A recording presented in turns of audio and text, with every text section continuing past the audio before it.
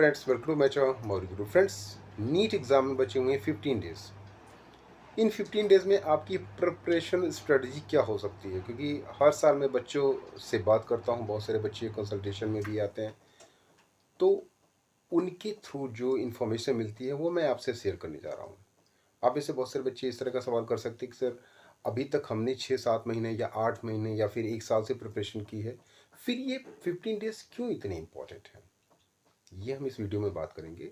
उससे पहले first time channel पे तो सब्सक्राइब कीजिए, वीडियो को लाइक कीजिए और शेयर कीजिए। देखिए, अभी तक जो भी आपने प्रिपरेशन की है, हो सकता है कुछ बच्चे ऐसे हों जिनको 400 मार्क्स आ रहे हों, कुछ बच्चे 450, 500 या 550 मार्क्स आ रहे हैं। लेकिन ये 15 दिन इसलिए इम्पोर्टेंट होने वाले हैं कि अगर आप अपने टारगेटेड स्कोर को लेना चाहते हैं या फिर टारगेटेड ड्रीम कॉलेज को लेना चाहते हैं, तो ये 15 दिन जो है वो बूस्टअप वाले होते हैं। ये बूस्टर का काम करते हैं। मीन्स जितना भी आपने पढ़ाई की है उसी को कैसे मैक्सिमाइज करके आउटपुट निकाला जा सकता है इन 15 दिनों में, यही हमारी आज का टॉपिक है। तो सबसे पहला इम्पोर्टेंट बात यह है कि अभी तक आपने जितना भी पढ़ाई की है, revision what is the most important. Revision आपको करना ही करना है। ये तो कोई इसको रोक ही नहीं सकता, क्योंकि बेसिकली अगर आप बात करेंगे तो बायोलॉजी और केमिस्ट्री ऐसे सब्जेक्ट है जहाँ पे विदाउट रिवीजन आप अच्छा स्कोर नहीं ला सकते हैं। तो डेली रिवीजन इसको करना है आपको। मॉर्निंग टाइम, इवनिंग टाइम, जो भी आपके लिए सूटेबल हो। वैसे मैं बेस्ट प्रेफरेंस करता हूँ कि मॉर्निंग टाइम में आप करिए, चीज़ें याद रहती हैं। ठीक है। दूसरा इम्पोर्टेंट, सबसे इम्पोर्टेंट है कि प्रैक्टिस आपको करनी ही करनी है।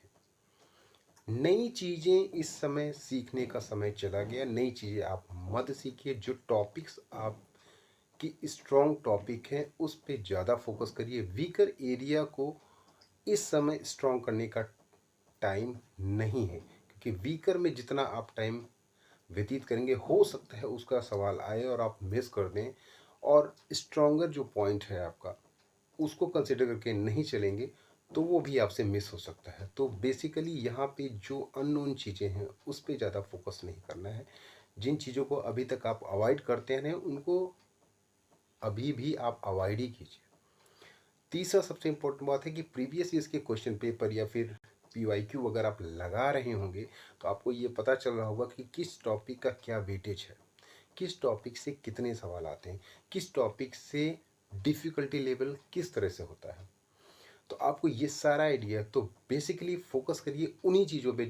अगर आप देखेंगे तो नीट का क्वेश्चन पेपर कुछ इस तरह से डिज़ाइन किया जाता है कि यहाँ पे 50% क्वेश्चन ऐसे होते हैं जो सभी अटैम्प्ट कर सकते हैं।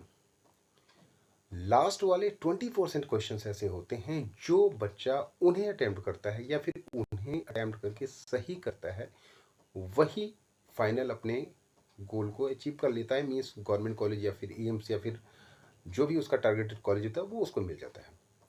तो बेसिकली खेल होता है केवल 20% क्वेश्चन का। 80% क्वेश्चन तो आप कर सकते हैं। एक बच्चा अगर लगातार मेहनत कर रहा है तो वो उस पर फोकस कर सकता है। 20% क्वेश्चन में ही बेसिकली आपकी मेरिट डिफाइंड होती है। तो उन 20% क्वेश्चंस की लिस्ट आप बनाइए। आप देखिए कि कहाँ कहाँ से ऐसे क्वेश्चंस आ रहे हैं फिलहाल, और आप उस पर फोकस करिए। ठीक है। क्योंकि जो चीज़ें आपको ऑलरेडी आ रही हैं वो तो आप सवाल करेंगे ही करेंगे उनका, उनमें टाइम वेस्ट करने की ज़रूरत नहीं है। जो चीज़ें आप पढ़ रहे हैं, लगातार पढ़ रहे हैं और वो चीज़ें आ रही हैं और थोड़ा घुमा के चीज़ें आ रही हैं, उस पर फोकस करिए। थोड़ा डीप एनालिसिस करिए। NCERT पे ही फोकस करना है आपको। ये सबसे इम्पोर्टेंट बात है। बाहर की किताबों से कोई मतलब नहीं होना चाहिए फिलहाल। इसके अलावा PYQ एक आपको करना ही करना है डेली, और 2 to 5 के बीच में आपको टेस्ट सीरीज़ करनी है, जिससे कि आपकी प्रैक्टिस रहे कि एग्ज़ाम 3 मई को होने वाला है, तो आपको 2 to 5 के बीच में प्रैक्टिस बनी रहे कि आप एग्ज़ाम को एज अ टेस्ट सीरीज़ ही करें। मीन्स ऐसा ना लगे कि एग्ज़ाम सिकनेस हो गई है आपको और आप वहाँ पे कॉन्फिडेंस लूज कर जाएं। तो ये 15 दिनों में ये भी एक इम्पोर्टेंट फंडा है कि यहाँ पे आपको कॉन्फिडेंस लेवल बिल्कुल हटाना नहीं है। बहुत सारे बच्चे हैं जो कि अच्छा परफॉर्म करने के बावजूद भी कॉन्फिडेंस लूज़ कर जाते हैं, जिसकी वजह से उनके मार्क्स कम आते हैं। इस समय फालतू की बातों में आपको समय नहीं बिताना। जितना मैक्सिमम समय आप दे सकते हैं पढ़ाई के लिए उतना दीजिए। Physical fitness, mental fitness, sickness, ये सारी चीज़ें आपको अवॉइड करनी हैं। मीन्स फिज़िकली फिट होना चाहिए, मेंटली फिट होना चाहिए। ज़्यादा ओवरनाइट स्टडी, ज़्यादा प्रेशराइज स्टडी मत करिए, क्योंकि हो सकता है प्रेशराइज स्टडी आप करें और 8-10 दिन के अंदर उसके साइड इफ़ेक्ट आपको दिखने लगे, जिससे कि कहीं ना कहीं एग्ज़ाम में आपको प्रॉब्लम हो सकती है। तो ओवरनाइट स्टडी को अवॉइड कीजिए और मॉर्निंग स्टडी को, और क्या कहते हैं, इवनिंग स्टडी को, और आफ्टरनून में क्वेश्चन टेस्ट सीरीज, ये बहुत इंपॉर्टेंट है। और फालतू के आर्गूमेंट में मत पड़िए। बेसिकली फोकस करिए केवल केवल जितना मैक्सिमम आप स्टडी कर सकते हैं, जितना मैक्सिमम आप दे सकते हैं 3 मई से पहले, वो कोशिश करिए। बाकी यहाँ पे कोई आपको क्या टॉपिक पढ़ना है क्या नहीं पढ़ना है, आप लोग खुद होशियार हो, खुद समझदार हो। आपको ये प्रैक्टिस है, ये नॉलेज है PYQ से, कि आपको एक्चुअल में कहाँ पे कितना फोकस करना है। तो बेसिकली ध्यान ये देना है, कॉन्फिडेंस लूज़ नहीं करना है, और जितनी मेहनत कर सकते हैं ओवर स्ट्रेस नहीं लेना है। That's all.